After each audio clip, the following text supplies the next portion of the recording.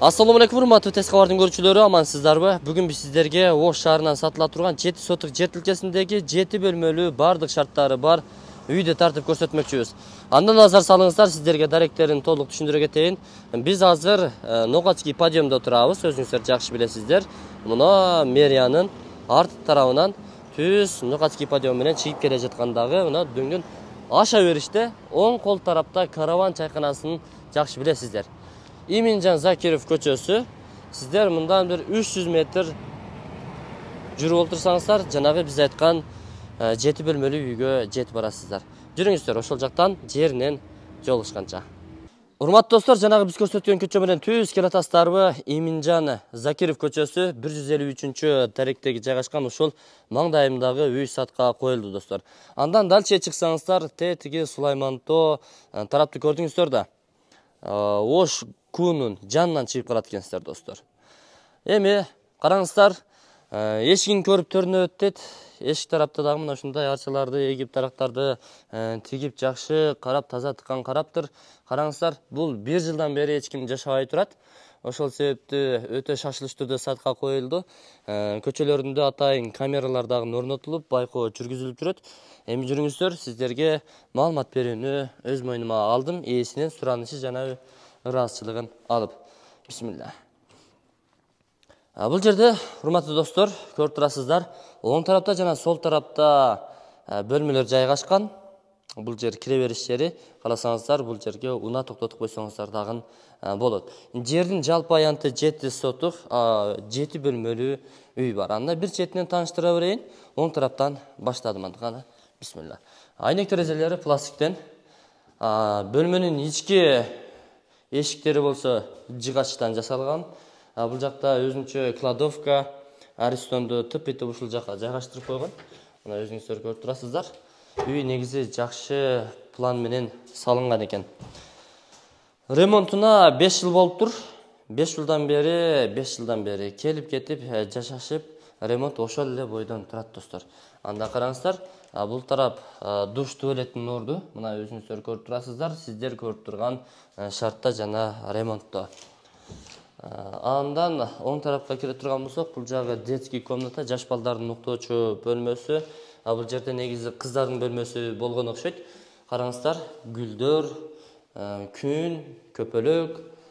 Кыскасын айтканда, обоюнан эле байкап койдук. Бул кыздардын комнатасы болгон экен. Мына потолоктагы өзгөчө жасалгаланган софиттер жанып турат. Гүлдүү түстүү болуп, абойлору дагы, потолок дагы өзгөчө. Бул жол тарапты карап турган чоң терезеси, албетте темир решеткалары дагы атайын коопсуздук үчүн орнотулган. Отопление бар достор, караңыздар. Бул жердеги шкафтар дагы атайын ушул жерге ылайыкташтырылып орнотулган. Бул шкафтар дагы кетпейт. Ушул бойдон калат достор. Андан кийинкиси бул жер холл достор. Диван жана башка стол устулдарды жайгаштырып, олтуруп эс алсаңыздар болот. Бул жердин дагы ремонттору жапжаңы бойдон. Мына потолок жасалгаланган. Андан дальше бул жагына кирип кете турган болсоңуздар, ата-энелер уктоочу спальня. Мынакей. Жаркырап софиттер, лампалар жанып турат. Дубалдар жасалгаланган. Бул жерде болсо күзгү орун алган.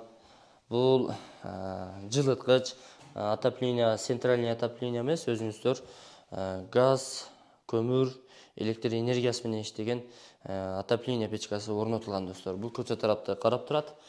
Спальня, бул атайын ушул жерге жайгаштырылган, ылайыкташтырылып, сиздерге буйрса сонун.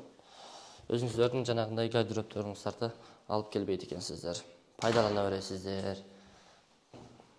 Эми калган бөлмөлөрүн көрсөтөлү, туугандар. Жүрүңүздөр.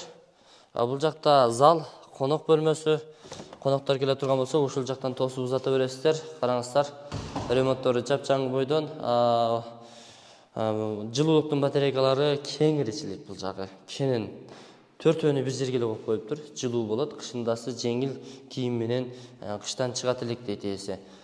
Бул мойша бойлор ошол бойдон 5 жылдан бери жапжаңы бойдон турат экен. Караңыздар. Бул жагы өзгөчө стилде ремонттолгон, жасалган. Айтып өтөлү, бул жакта панорамный чоң терезелер орун алган. Пластиктен, бул жакта пластик жер экен бул жерде. Анан кошуналар жакшы экен. Интернационал деп койсок дагы болот бул көчөнү. Орус, кыргыз, өзбек, дагы башка улуттагылар ушул жерде жашайт экен. Суусу чыгат мына. Суу чыгат. Бул жак болсо летний кухня деп койсок дагы болот, 3 очок. Бул жерде отоплениянын печкасы бар экен, ремонтко тапшырылыптыр. Кааласаңыздар өзүңүздөр каалагандай печканы орнотуп койсоңуздар болот, достор. Мына газ түтүкчөлөр дагы тартылып келинген, газ менен дагы иштейт, электр энергиясы менен дагы иштейт, көмүр менен дагы иштейт. 3 очок буюрса кызматка даяр. Газ плиталары орнотулган. Андан сырткары бул жак бакча. Алма, өрүк, дагы кандай каражаттар бар экен? Шабдалы бар экен, бадам бар экен, өрүгү бар экен, гиляс бар экен. Бул жак болсо навес, каалагандай кылып пайдалансаңыздар болот. Андан бул жагы сарайча деп койсок дагы болот, же болбосо бир буюм-тайым сактоочу жер. Мына полкалар дагы даяр. Кладовка кылып пайдаланасыздар. Бул болсо сөөрүчө. Анын астына суу толтуруп бассейн кылсаңыздар дагы болот экен. Бул жактан кирип кетесиздер. Анын жанында өзүнчө эле бир фонтан, оргума деп коебуз.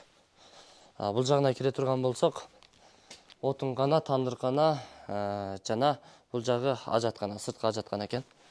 Бул навестин асты менен биз кийин үй жакка кирип кетебиз. Көрдүңүздөрбү? Айланып жүрө бересиздер, 7 сотук жер тилкеси.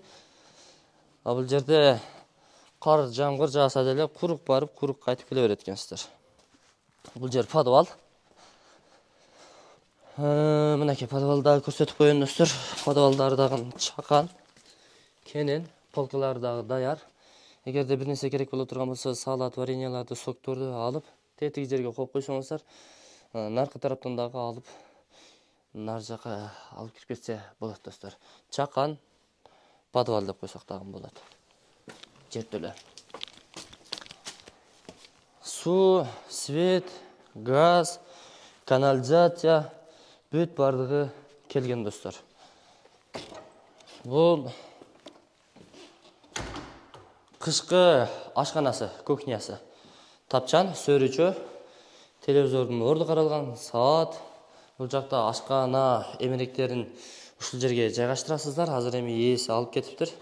Мына раковина, канализацияга кеткен түтүкчөлөрү бүт бардыгы бар. Суу түтүкчөлөрү аристон бул жерде жайгашкан, вытычкалары орун алган. Бул жерде летний, кышкы кыш печкеси. Мынакей. Бул жагын спальня кылып пайдалана берет. Караңыздар, спальня кылып пайдаланса болот.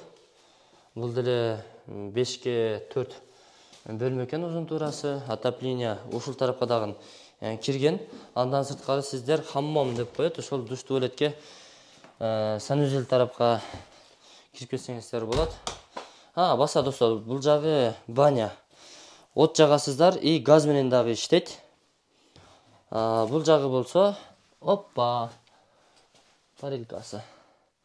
Көрдүңүздөрбү? Каалагандай кылып иштетип, жуунуп, тазаланып, чыгып кете бересиздер. Жакшы. Чакан экен. Спальнядан түз ушул жака дагы кирип кетсеңиздер болот, сыртка дагы ушул жактан чыгып кетсеңиздер болот. Сырттан дагы кирсеңиздер болот, достор. Мынакей. Бул жагы ажаткана, дагы бир ажаткана. Мына урматтуу достор, бардык маалыматтарды бергенге аракет кылдык. Калган маалыматтарды ээсинин өзүнө дагы чалып байланышып, келип көргөнчө маалымат ала бересиздер.